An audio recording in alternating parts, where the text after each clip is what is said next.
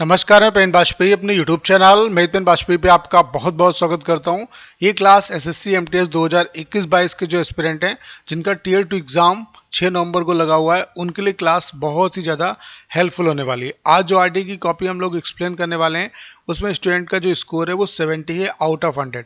ये CHSL 2019 की copy है, तो इसका कम्प्लीटली पोस्टमार्टम करेंगे। इस स्टूडेंट ने जो एसए में स्कोर किया वो 35 और लेटर में स्कोर जो किया वो 35, यानी कि इसे एसए में भी 35 मार्क्स मिले और लेटर में भी इसे 35 मार्क्स मिले।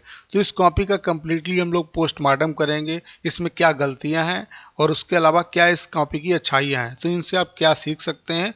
तो वो सारी चीज़ें आपके बहुत ज़्यादा काम आएंगी, क्योंकि ये जो आरटी की कॉपी है आपको सिखाएंगी कि एसएससी का जो मार्किंग का प्रोसेस है वो कैसा है, और इनसे आप ज़्यादा बेहतर लर्निंग ले सकते हो रेदर देन एमटीएस।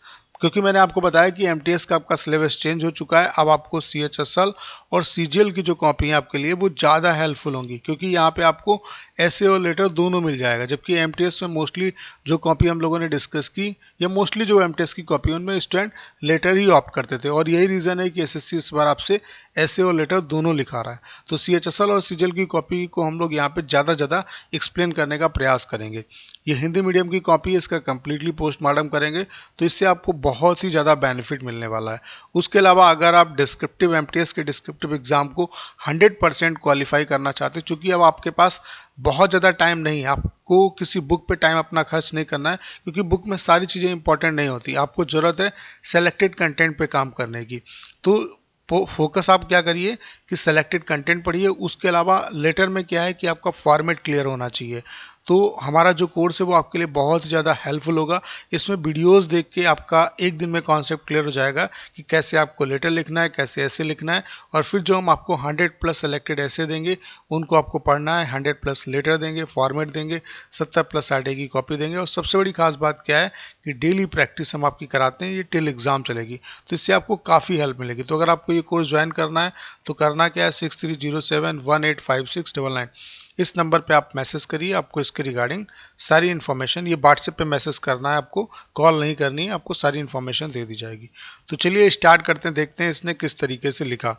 तो CHSL 2019 में जो ऐसे का टॉपिक आपका आया था वो आया था भारत में अभिव्यक्ति की स्वतंत्रता, संवैधानिक प्रावधान और सार्वजनिक बहस, यानी कि freedom of speech in India, constitutional provision and public debate. यानी कि भारत में यहाँ पे आपको क्या एक्सप्लेन करना है, किसी भी ऐसे को अगर आप बेहतर तरीके से लिखना चाहते हैं तो उसको 3 पार्ट में तोड़ना है आपको। पहला है आपका इंट्रोडक्शन, दूसरा है आपका मेन बॉडी, और तीसरा है आपका कंक्लूजन। ठीक है, आपका जो इंट्रोडक्शन है वो इस तरीके का होना चाहिए ताकि एग्जामिनर को आपके इंट्रोडक्शन से ये पता चल जाए कि हाँ आपने टॉपिक को अच्छे से समझ लिया है। एग्जामिनर आपको किस बात के नंबर देता है, सिर्फ इस बात के नंबर देता है कि आप टू द पॉइंट लिखो। भले आप फैक्ट्स ना डाल पाओ, भले आप रैंकिंग का डाटा मत डाल पाओ, भले आप कोटेशन ना डाल पाओ, कोई दिक्कत नहीं, लेकिन अगर आपने टू द पॉइंट चीज़ों को एक्सप्लेन कर दिया तभी आपको बहुत अच्छे नंबर मिलेंगे। तो यहाँ पे आपको क्या लिखना है, भारत में व्यक्ति की स्वतंत्रता के बारे में लिखना है, संविधान में इसके क्या प्रावधान किए गए, यानी कि किस अनुच्छेद में है, किस देश से लिया गया। ठीक है, उसके अलावा सार्वजनिक हो सकता है उस टाइम पे कोई पब्लिक डिबेट, कुछ ऐसी बात हो जिसकी वजह से ये पब्लिक डिबेट का इशू बना हो, तो उसको भी आपको एक्सप्लेन करना है। और कंक्लूजन में क्या बताना है, बेटरमेंट के लिए आपको अपनी राय देनी है। तो जिसने इस तरीके से लिख लिया उसका काम चल जाएगा। तो सबसे पहले ऐसे को लिखने से पहले आप अपने दिमाग में एक रोड मैप बनाइए कि इंट्रोडक्शन में क्या डालेंगे, मेन बॉडी में क्या डालेंगे, कंक्लूजन में क्या डालेंगे, फिर लिखना स्टार्ट करिए, फिर ज़्यादा बेहतर लिखेगा। तो इसने लिखना स्टार्ट किया, प्रत्येक मनुष्य को अपने विचार व्यक्त करने की स्वतंत्रता है। यही बात भारत के संविधान में भी वर्णित है। स्वतंत्र देश के स्वतंत्र नागरिक होने के नाते प्रत्येक व्यक्ति को यह कर्तव्य है कि वह लोकतांत्रिक गतिविधियों में बढ़ चढ़कर हिस्सा ले। इसका एक बेहतर माध्यम विचारों की अभिव्यक्ति है। संविधान में वर्णित मौलिक अधिकारों के अनुसार प्रत्येक व्यक्ति, चाहे वह किसी भी लिंग, धर्म या जाति का हो, उसे विचारों की अभिव्यक्ति की स्वतंत्रता है। महात्मा गांधी जी ने भी विचारों की अभिव्यक्ति को अपनाकर विशाल जन आंदोलन खड़ा कर दिया था, जो स्वतंत्रता प्राप्ति का आधार बना।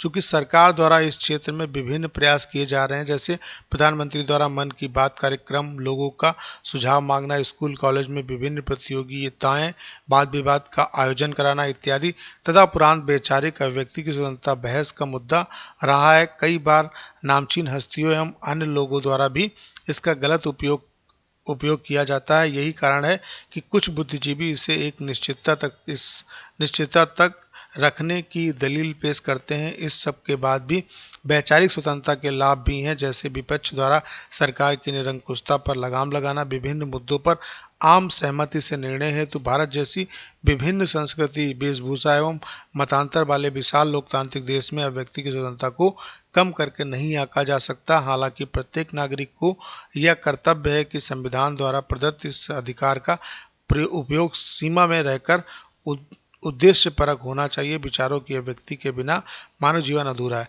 तो यहाँ पे आप इस कॉपी से एक स्किल भी सीख सकते हैं कि अगर आपको चीज़ें नहीं पता हैं तो भी उनको कैसे किस तरीके से बेहतर तरीके से एक्सप्लेन कर सकते हैं, क्योंकि यहाँ पे इन्होंने जो मतलब जो व्यक्ति की स्वतंत्रता है वो किस आर्टिकल के थ्रू आता है, किस देश से लिया गया, उसके बारे में हो सकता है इनको नॉलेज ना हो, इन्होंने उसको एक्सप्लेन भी नहीं किया।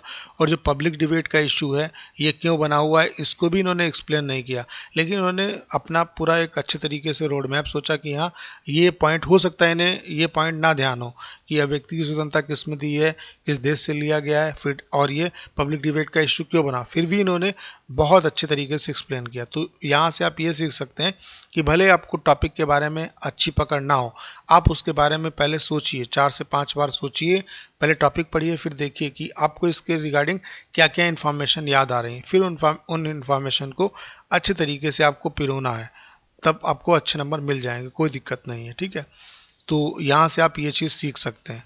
अब देखते हैं इन्होंने किस तरीके से लेटर लिखा।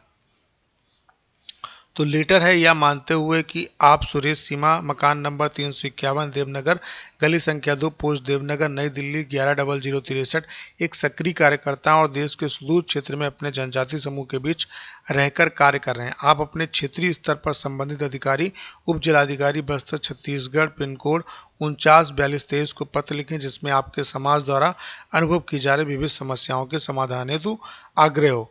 तो यहाँ पे ये फॉर्मल लेटर है, तो सबसे पहले आपका राइटर का एड्रेस आ जाएगा जो इन्होंने डाल दिया, फिर एक लाइन का गैप, फिर आपकी डेट आ जाएगी। डेट में आप दिनांक या डेट ना लिखो, कोई दिक्कत नहीं है, अगर लिख देते हो तब भी कोई दिक्कत नहीं है। डेट हमेशा इस तरीके से डालनी है, ना कि इस तरीके से। ठीक है, तो ये चीज़ आपको ध्यान रखनी है, इस तरीके से डालनी है, ये गलत तरीका है। उसके बाद एक लाइन का गैप दिया, फिर रिसीवर का एड्रेस डाल दिया, फिर सब्जेक्ट जनजाति समाज द्वारा अनुभव की जा रही समस्याओं के संबंध में मान्यवर सनम्र निवेदन यह है कि देखो, जब भी आप लिखना स्टार्ट करो, जैसे मान्यवर लिखा, तो जो भी आप लिखना स्टार्ट करो यहाँ से लिखना स्टार्ट करो, तो थोड़ा ज़्यादा अट्रैक्टिव लगता है। ऐसा कोई नियम नहीं है कि आप यहाँ से लिखो, यहाँ से लिखोगे तब भी कोई दिक्कत नहीं, लेकिन अगर आप यहाँ से लिखना स्टार्ट करोगे तो आपका कंटेंट अच्छा लगेगा देखने में। सनम्र निवेदन यह है कि मैं आपका ध्यान मेरे क्षेत्र में जनजाति समूह द्वारा अनुभव की जा रही विभिन्न समस्याओं की ओर आकर्षित कराना चाहता हूँ। और आप जब नई लाइन स्टार्ट करोगे तो एक बॉक्स का गैप दे दोगे।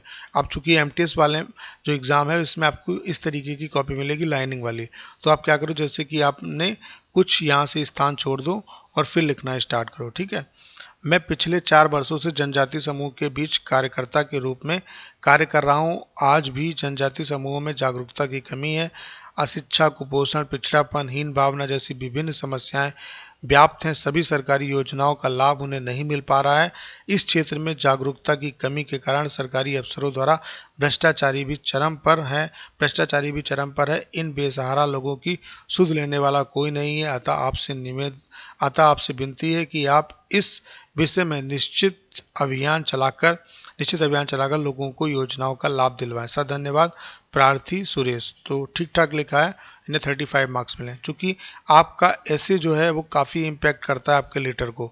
ऐसे में अगर आपको 35 नंबर मिले तो कोई गुंजाइश नहीं है, चाहे आप कितना भी अच्छा लेटर लिख दो, आपको 35 से ऊपर मार्क्स नहीं मिलेंगे। तो इन्हें मैक्सिमम 35 ही मिल सकते थे, वो एग्जामिनर ने इन्हें दे दिए। अगर यहाँ पे आपको 40 मार्क्स मिल जाते हैं, जैसे एमटीएस का एग्ज़ाम है, तो यहाँ पे आपको 25 ऐसे मिलेगा, 25 लेटर का मार्क्स मिलेगा। ठीक है, जो मिनिमम क्वालिफाइंग मार्क्स लाने आपको वो 17.5 मार्क्स लाने हैं। ठीक है, लेकिन इस बार चूंकि डिफ़िकल्टी आपके सामने क्या है कि आपको ऐसे भी लिखना है और लेटर भी लिखना है। कोई ऐसा नहीं कि आप कोई एक लिख दो, आप ये सोचो कि मतलब सिर्फ लेटर लिखने से काम चल जाएगा, ऐसे लिखने से काम चल जाएगा, ऐसा नहीं है। हो सकता है, मेरा ये पॉइंट ऑफ व्यू कहता है कि यहाँ पर भी आपको कुछ मार्क्स करने होंगे और यहाँ पर भी कुछ मार्क्स करने होंगे, तभी आप क्वालिफाई होगा। ऐसा नहीं कि एक के दम पे आपको क्वालिफाई कर दिया जाएगा। तो दम लगा के प्रिपरेशन करिए, और इतना टाइम आपके पास नहीं है कि आप पूरी बुक या बहुत कुछ पढ़ो, आपको सिलेक्टेड दिशा में काम करना है। तो इसके लिए आप हमारा कंप्लीट कोर्स भी ज्वाइन कर सकते हो। इस कोर्स की जो कॉस्ट है वो हमने इतनी कम रखी है कि हर एक स्टूडेंट इसे अफोर्ड कर सकता है। आपको करना क्या है इसके लिए, 6307185699 इस नंबर पे आप व्हाट्सएप पे मैसेज करिए, आपको इस कोर्स के रिगार्डिंग सारी इन्फॉर्मेशन दे दी जाएगी। तो उम्मीद करता हूँ कि अगर आपने इस वीडियो को पूरा देखा होगा तो बहुत कुछ आप यहाँ से सीख पाए होंगे। आपको करना क्या है, इस वीडियो को ज़्यादा शेयर करना है। उसके अलावा अगर आप चैनल पर नए हैं और आपने अभी तक इसे सब्सक्राइब नहीं किया है तो प्लीज़ चैनल को सब्सक्राइब करना मत भूलिएगा।